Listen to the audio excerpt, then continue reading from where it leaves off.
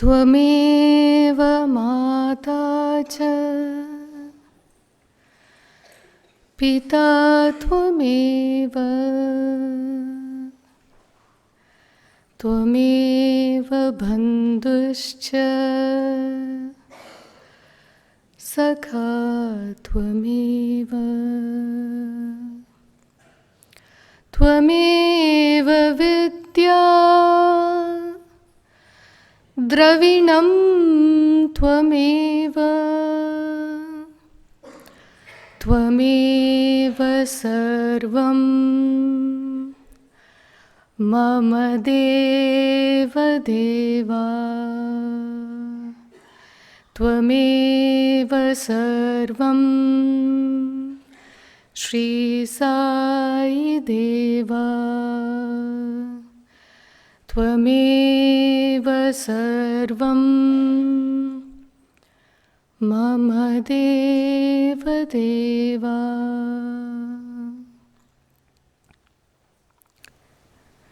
My love and gratitude to Sai, who is my mother, my father, my best friend, my wisdom, my treasure, and my all. And my love and gratitude to the sweet Sai who lives in your hearts. Sai Ram, everybody.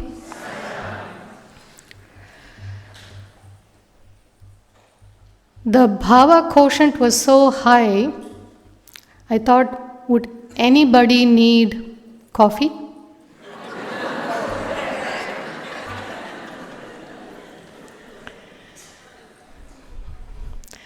So the topic for this morning session is Skyprints. And of course, I rehearse with my parents. They're the best audience. Yesterday someone asked me, so you said your family lives in Chennai, so did you rehearse this talk in Chennai and then you came here to Australia? I said, no, I rehearsed on Skype. So when I mentioned Skyprints, my mom said, you mean clouds? And I said, no, it's a skyprint, like a footprint. And then I shared what the organizing team had mentioned, Rakesh and Pradayani, and a shout out again to everybody who is involved in organizing this conference. What a incredible service of love. So please.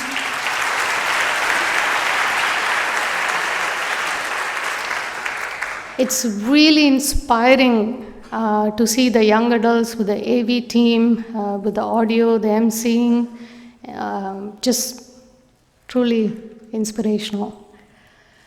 So I told my mom, the boomerang on its journey, it doesn't create any footprints, it creates skyprints.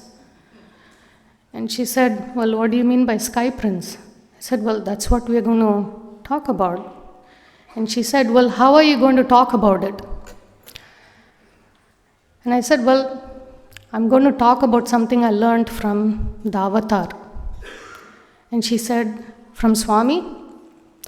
I said, well, Swami is always involved, but the Avatar I'm referring to is the movie made by James Cameron.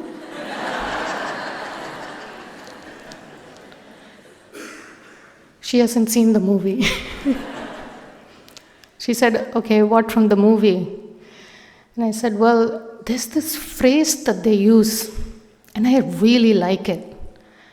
She said, okay, what's the phrase? I said, the phrase they use is, I see you.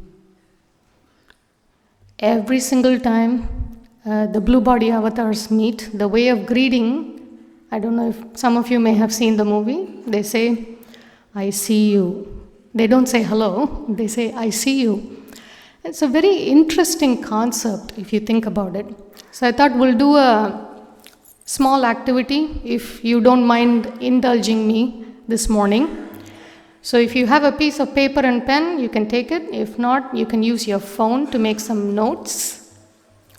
And this is going to involve your neighbor as well. So I'll just give you a few seconds to get ready. So I'm going to say 3 words. And when you hear each word, I would like you to write the first 2 words that come to your mind.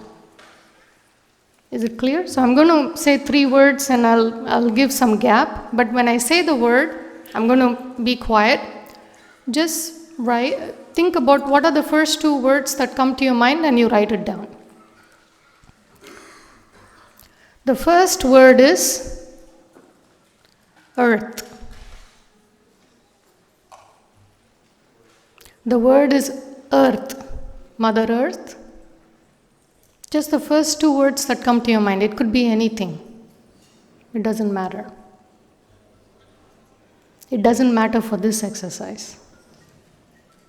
The second word is the Sydney Opera House.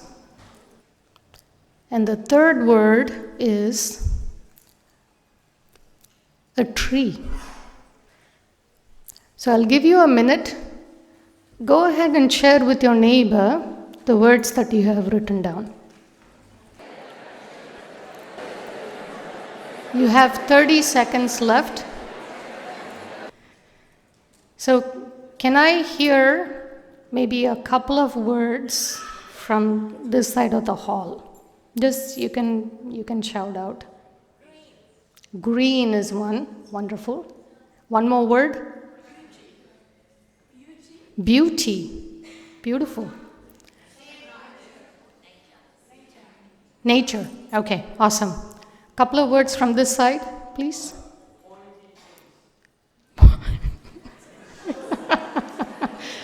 That's a good one. That's a good word. Any other word?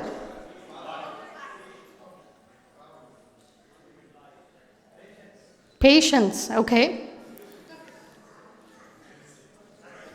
Yes, Neville. Creation. Beautiful. So, did anybody write the word for the tree roots? Roots. Root. So I see that some of you have written the word root. Did anybody write for the building, the Opera House, foundation?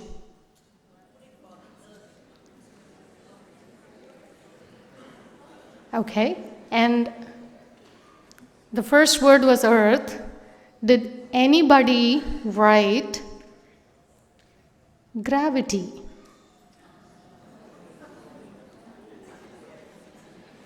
Okay, I think you're kind of catching on. So we'll connect it back to ICU, right?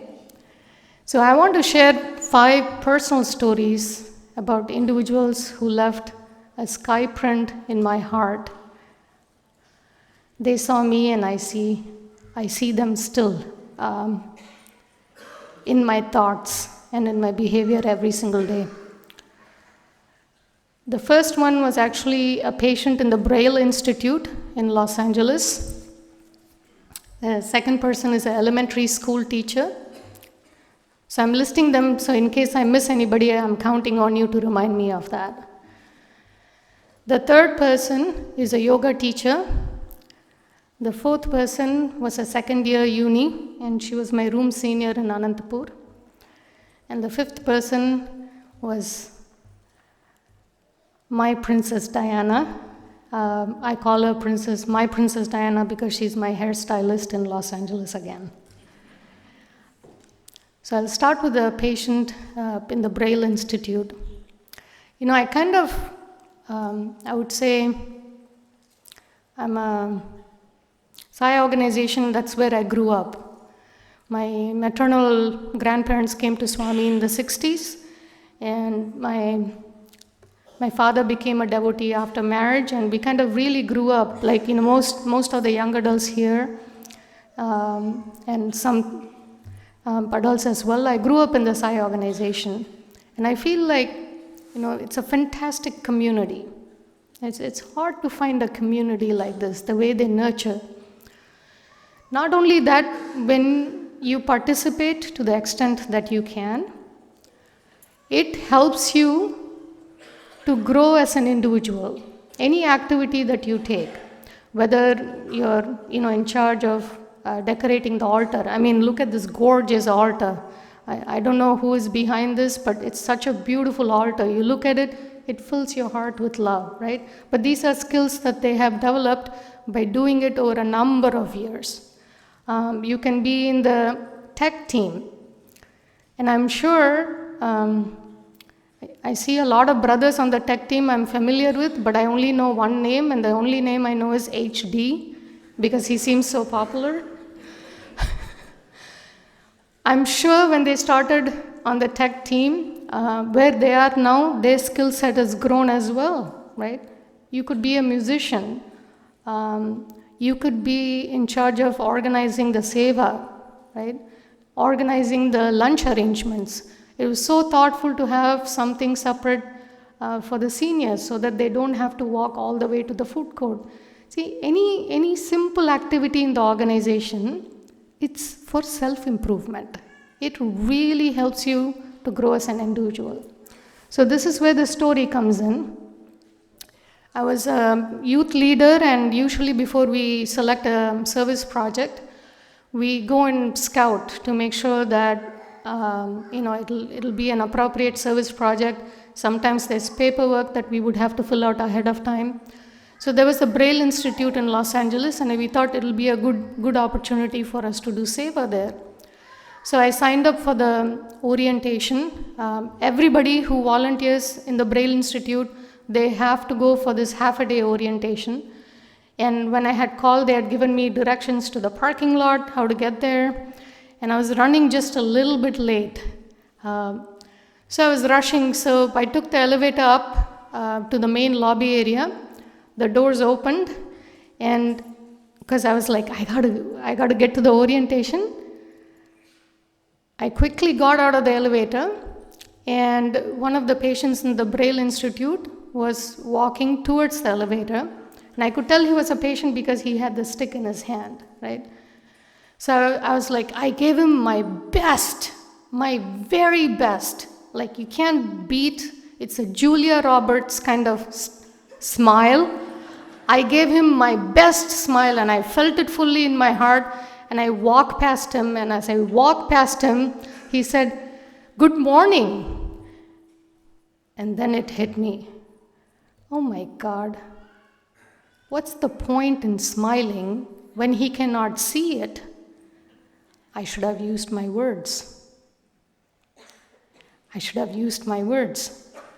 And that was an eye-opening experience for me. And that is my first, I truly see you. Right? This patient, he opened my eyes. My second story is about the elementary school teacher. You actually all know this elementary school teacher. And the moment I mention her name, I guarantee you're going to have a Julia Roberts smile on your face. So I should say the name now. It's Geeta Ram Aunty. So she had come to Los Angeles for a retreat. You know, retreats are such bhava quotient. For me, IQ means inspiration quotient, but it can also be intelligence quotient. Like, you feel so charged, right? You charge.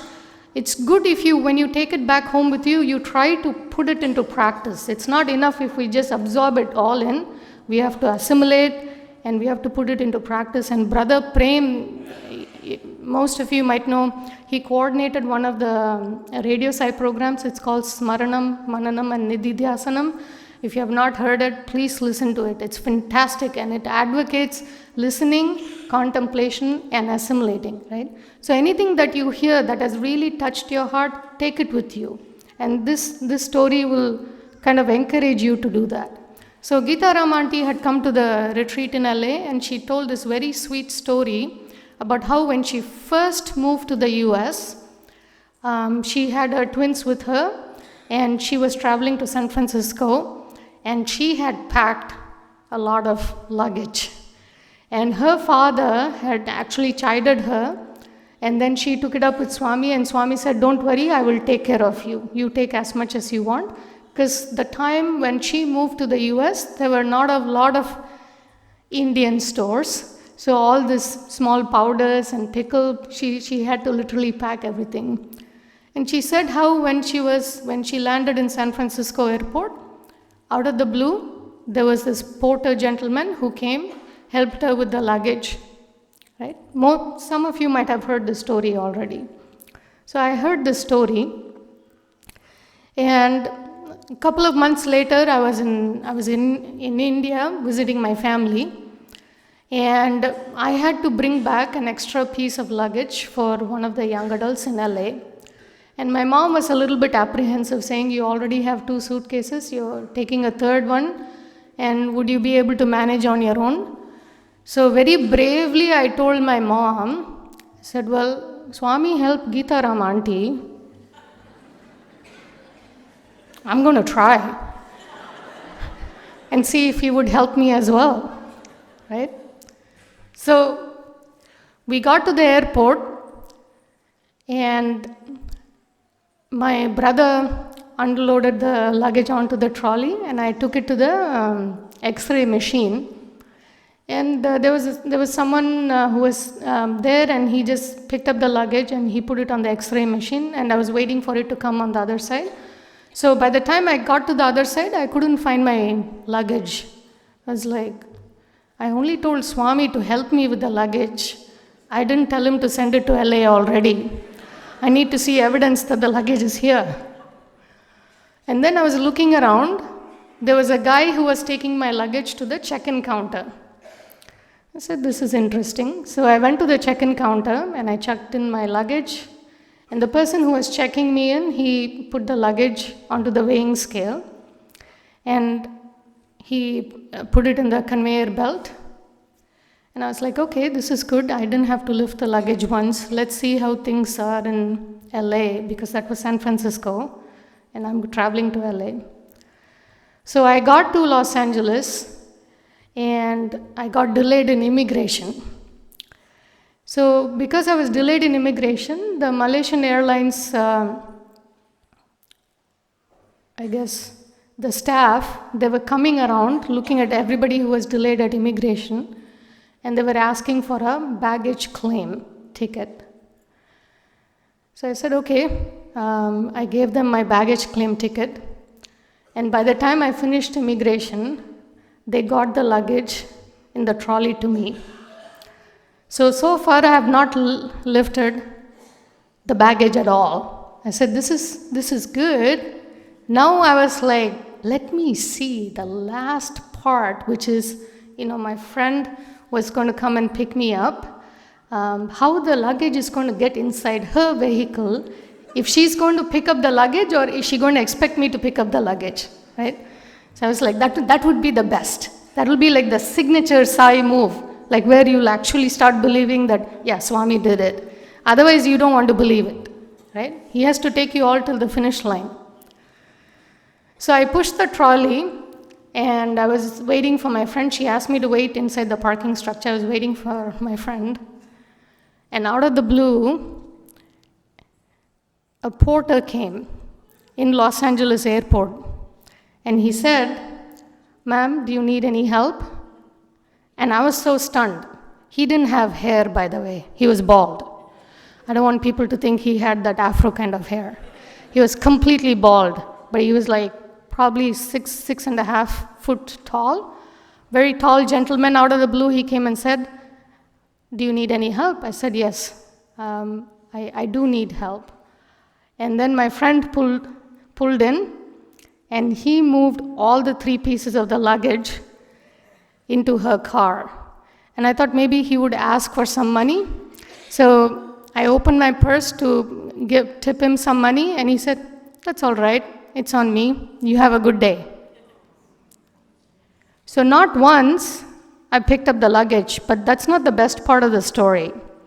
So I've lived in LA for over 15 years, and It never happened before, and it never happened since then. The one time when I said, Swami helped Geeta Ram, so he can help me as well, was the only time that I never touched my luggage from Chennai all the way to Los Angeles, right? So Geeta Ram auntie helped me to believe in something that I was not able to see with my own eyes, right? That's the story of the elementary school teacher.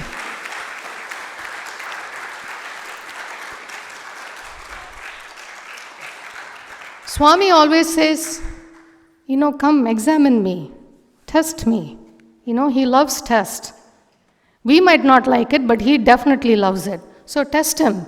Ask him to prove his omnipresence, his omnipotence. Ask him to prove his love for you. He will certainly do that. The third story, yoga teacher, and you might know him as well.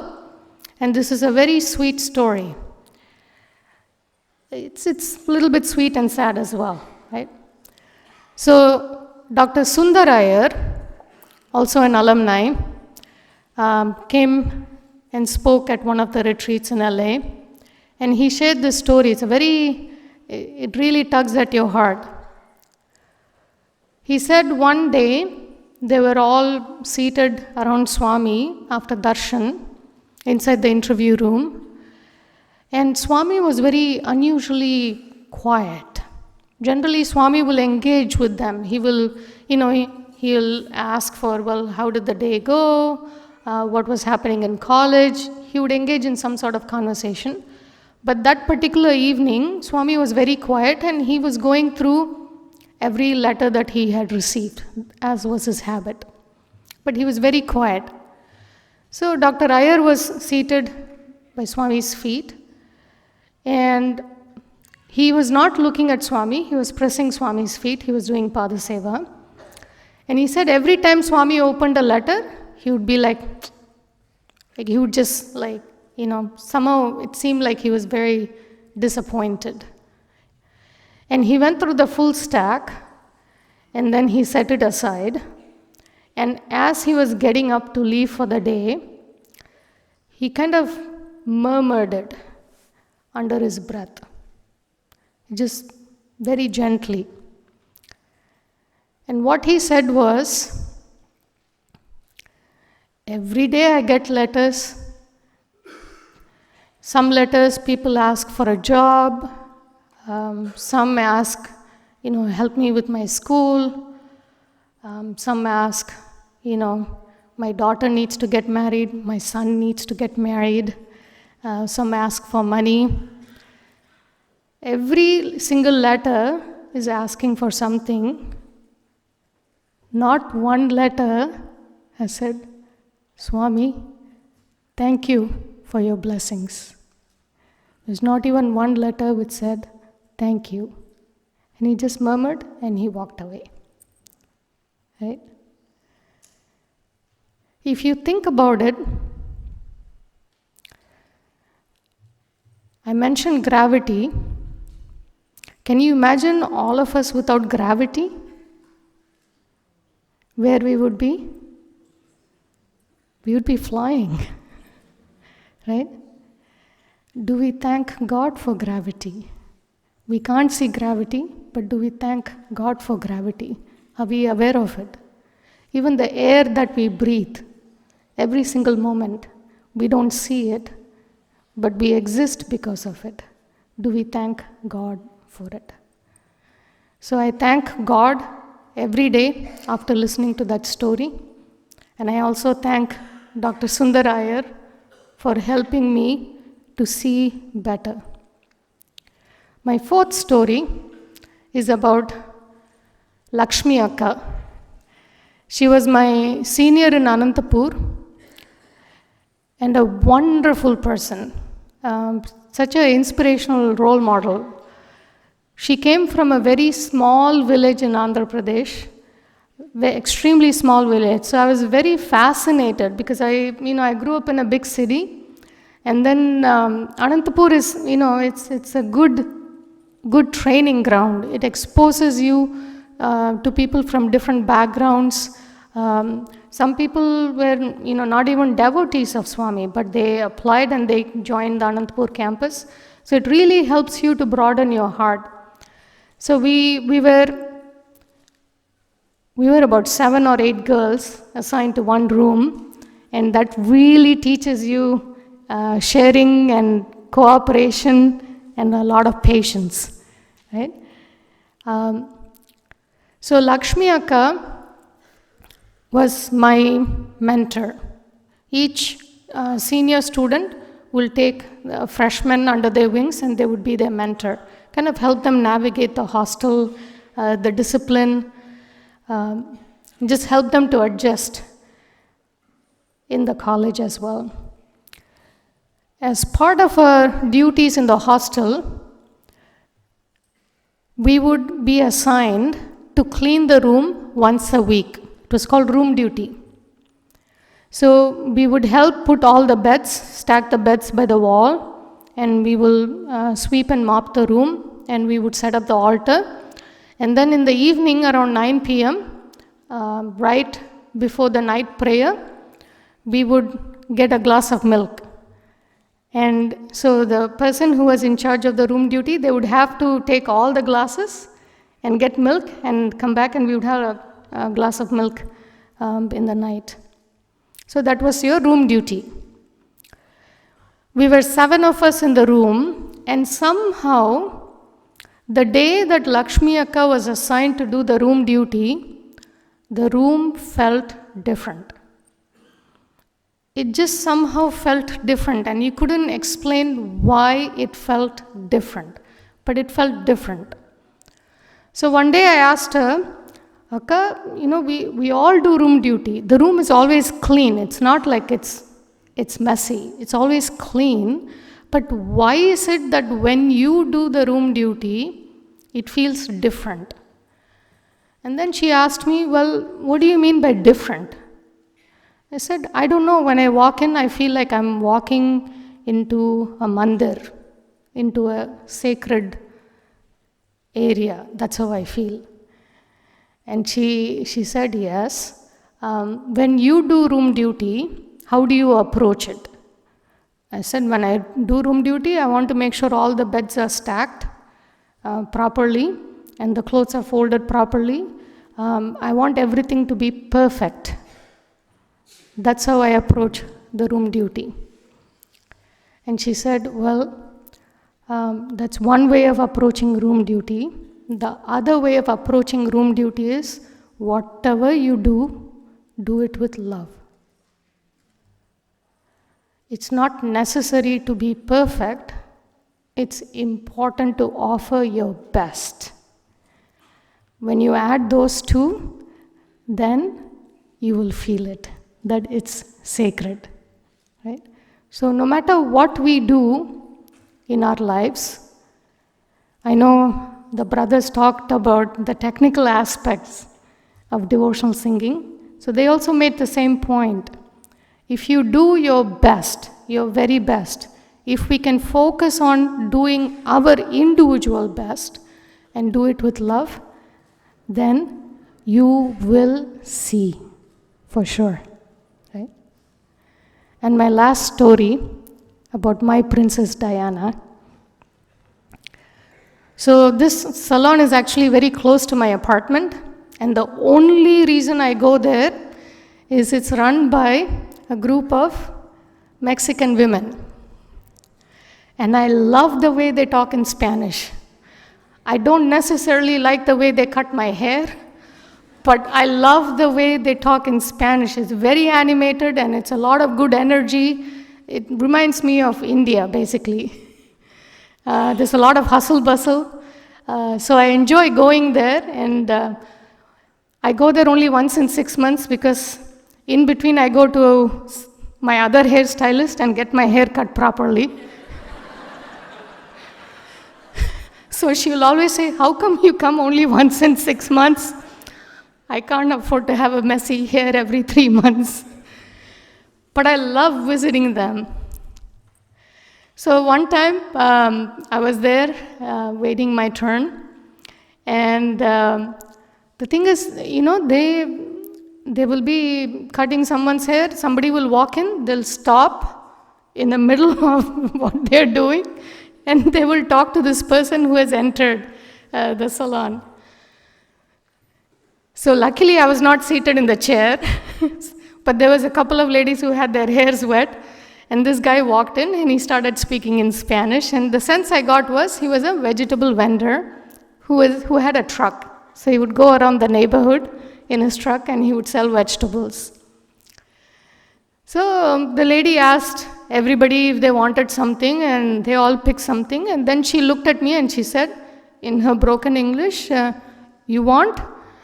And I was like, "No, I don't want anything." Because I'm automatically thinking, well, first you think of hygiene. It's a truck. You don't know where they're getting the vegetables, the source of it.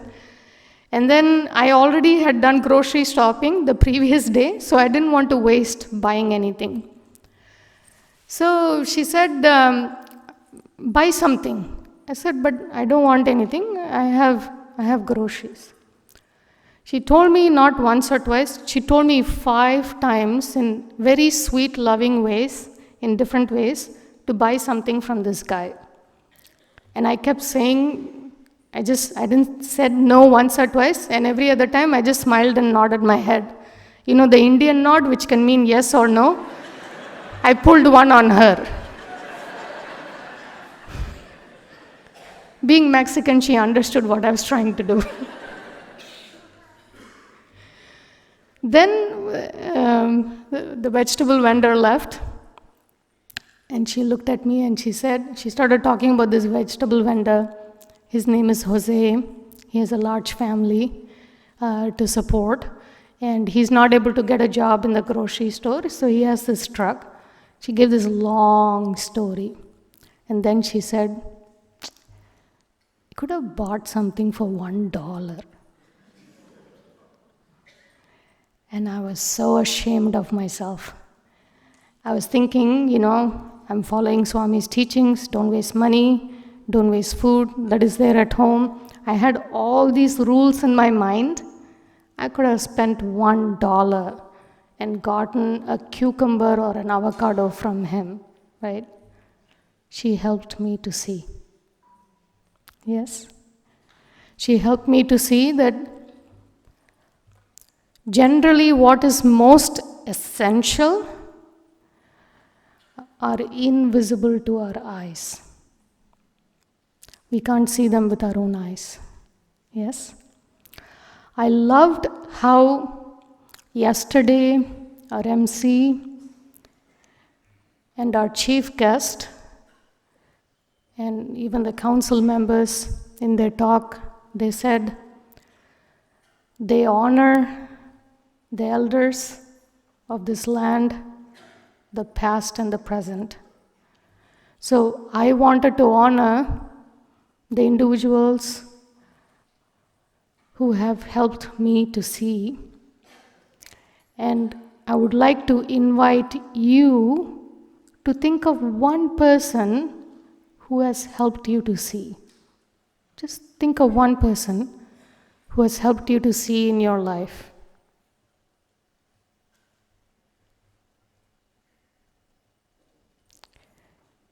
We'll take a minute, close our eyes, and thank that individual for helping us to see.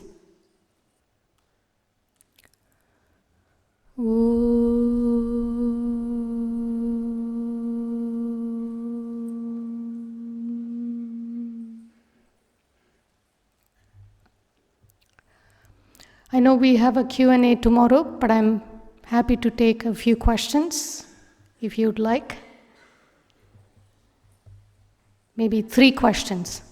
I don't have a question except to say that you are so beautiful. Thank you. I see you. So the question that was asked by Jill was, how do I bring Swami's teachings into my work and the work that I do? So I practice as a prenatal genetics counselor. So I work in the OBGYN department, so I see pregnant women. 90% of my patients are pregnant women, and the pregnancy is considered to be at high risk. So every time I open my office door, I tell myself I'm walking into Swami's interview room. And I say, anybody who walks into this office should feel God's love. That's how I start my day, that I don't think it's my office. This is Swami's office. And when people come in, they should feel his love. It is a very interesting job, I would say, in the sense that every single patient that I see, the anxiety level is very high because they're concerned about the unborn child. And sometimes I see patients in very special circumstances where they are not able to conceive the child, so they need the help of a donor or a surrogate. So I had a patient a few months ago who came in, and she was not able to conceive naturally, so they used an egg donor, but she was able to carry the child. And she had expressed some thoughts where she felt somewhat disappointed in herself that she was not able to conceive naturally. And they had to use a donor because it was not her biological child. And it's important for them to be able to have a biological child. And this is how Swami comes in.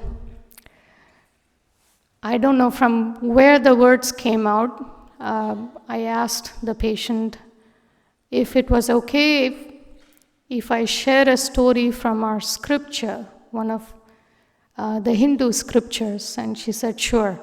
She's of Persian background. She was in her early 40s. She said, sure, I would love to hear a story. And I said, we have one of the incarnations of God who was the 8th child.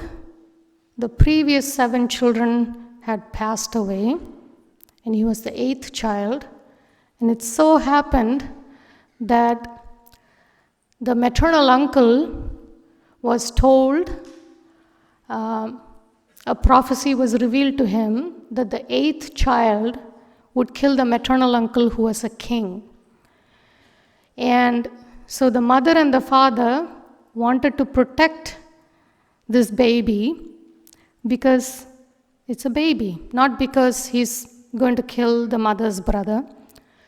So they took the baby away from the prison cell where the baby was born and transported the baby to a different village.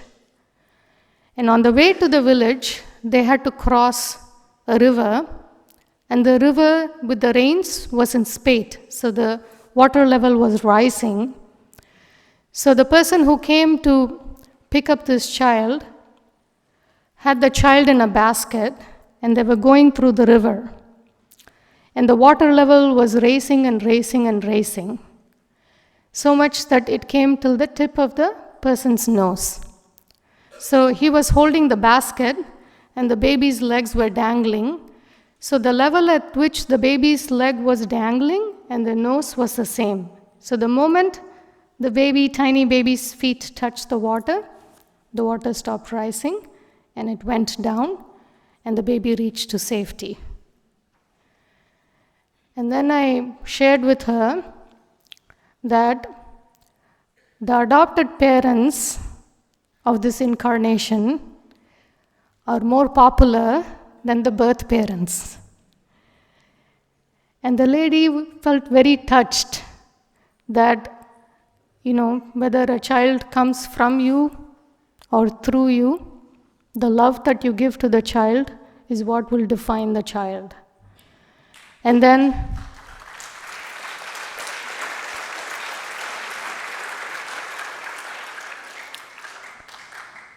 I also shared with her that in times of trouble, you're going to get wet, but you will never drown. God will make sure that you never drown. You might get wet all the way till the tip of the nose, but you will never drown. And she appreciated that. But the funny part is, Jill, sometimes when I'm talking, the reason why I have to rehearse with my parents is they're always worried I'm very dramatic.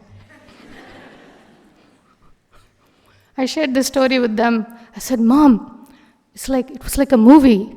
It's like I'm here as a witness, and I'm listening to the words that Aparna is talking, and I'm thinking, those are not Aparna's words. That's Swami. Because once I'm done, I'm like, did I really say that? So I honestly feel, it's when I acknowledge and when I say, Swami, it's yours, I'm in a much better place than when I try to push it through myself. I hope that answers your question. So we have time for 2 questions.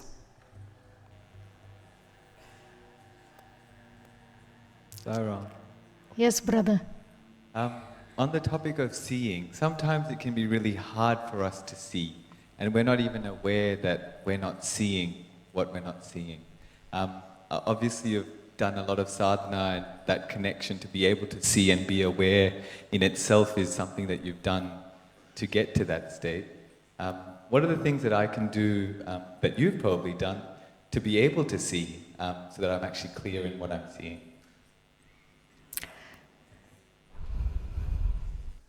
I can't say I'm seeing all the time. But I think I will, this is, you're my family, so I will not hesitate to admit that I learned from my mistakes. And somehow, in our hearts, when we make a mistake, our conscience will definitely tell us what you did was not right. So what has helped me is when I make a mistake, I try not to beat myself over it, but I try to use that energy to say, I'm not going to make this again for a second time. That's one. Number 2, I feel like reading the daily thought for the day is very helpful for me because it opens my mind to concepts that are beyond what the eyes can see. And I'll give you an example. And I'm going to make you all do this exercise again.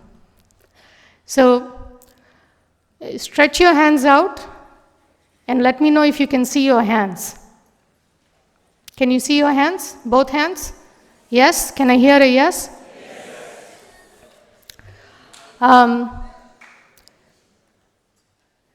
Can you see your feet? You can put your hands down. I can see my feet. Can you see your feet? You can see your feet, right? Can you see your elbow? Yes? You can see your elbow, right? Can you see your eyes?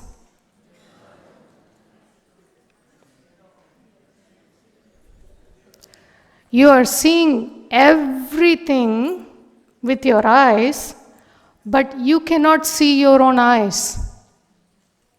Isn't that something? And this is not what I said. I heard Swami say this in a discourse, that you're able to see everything with your eyes, but you cannot see your own eyes. You need a mirror to see your own eyes. And that came from a discourse.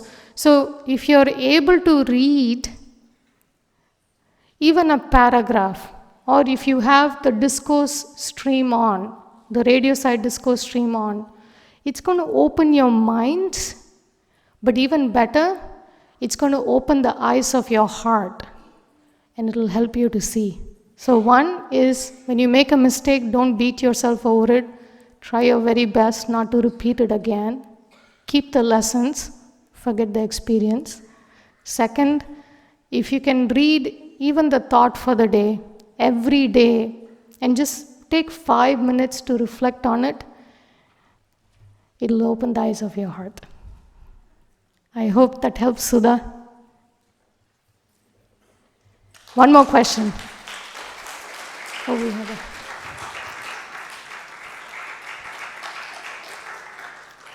Sometimes, well, most of the time, I feel in my heart that I can do more. Not within the organized, I mean in everyday life with what we do. I want to do more, I can do more. But my vision is becoming too overwhelming and vast. And I'm not sure if it's possible. So at that time I'll ask Swami, please mold me and show me how I can do this mass level seva with these big funny ideas I have. I'm sure I will receive an answer, but sometimes it becomes more of a guilt that I can't do more. If I'm permitted to give one beggar food, I will not feel happy. I would feel there are so many more beggars. I'm not content with giving one person one meal. It doesn't change their destiny as such. You have to teach them to feed themselves. How am I going to do this? And so I carry this guilt, but I know it's counterproductive. So how do I overcome that and make it possible on such a vast space? What is your experience of having a big vision or making it possible, and how do you overcome that guilt sometimes when you have the human realizations? You can't do so much, so many all at once, or not yet, the limitations. Sure. So, I don't know if I can give a very specific answer. I can only share some, broad criteria that I use for myself. So, when in Anantapur, we have a very packed schedule, extremely packed schedule. We are usually up by 4:30 because Suprabhadam is at 5, and our day officially ends at 10:30 p.m. So it's a very packed schedule, and what it teaches you is basically time management.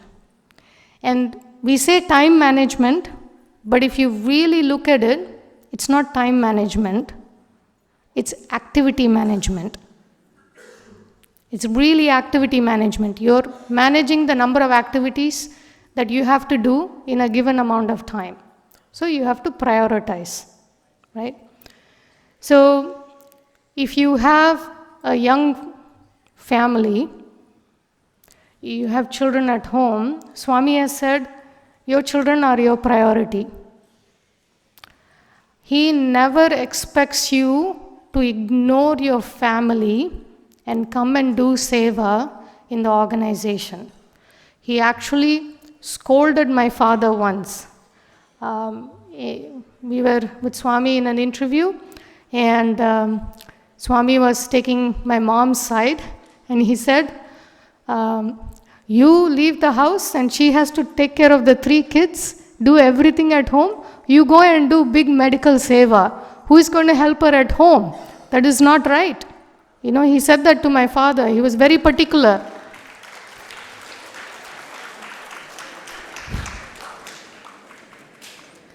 I really didn't mean to get this side of the room in trouble. I'm sorry. I'm just sharing what my father did. I'm not implying anything here. But, so that's prioritizing. You have to see what is a priority for you. And for Swami, your family, your school commitment, your uni commitment, your work commitment, and the Sai organization are all equal. He does not separate. He does not say, ignore your work and do only Sai organization work. Because for Swami, everything is God's work. He doesn't make a distinction. So you have to prioritize where you're actually needed. and you have to serve. So that's number one, prioritizing. Number two, the criteria that it's funny, I asked the same question to a retreat speaker like 10 years ago. So this is karma coming back. But maybe I asked the question because I'm going to be asked this question. So young adults, we feel very guilty, like, oh, we have a bhajan practice, we have a seva, but we are not able to go. So we tend to carry a lot of guilt. So that auntie said, this is exactly what she said, and I use it like a mantra. If you are able to do something and you don't do it, is just as wrong as you're not able to do something and you're forcing yourself to do it. Okay, I'll repeat myself.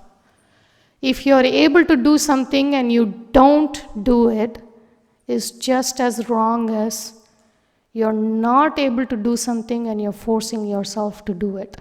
So every time I ask myself this question, can I do this? Do I have the bandwidth to do it? If the answer is yes, I do it. If the answer is no, I think right now 60% of the time I'm able to say, I'm sorry, I'm not able to do this. 40% of the time I still push myself to do it. I'm trying not to do that. But that works for me and something for you to consider. And I'll take maybe one more question.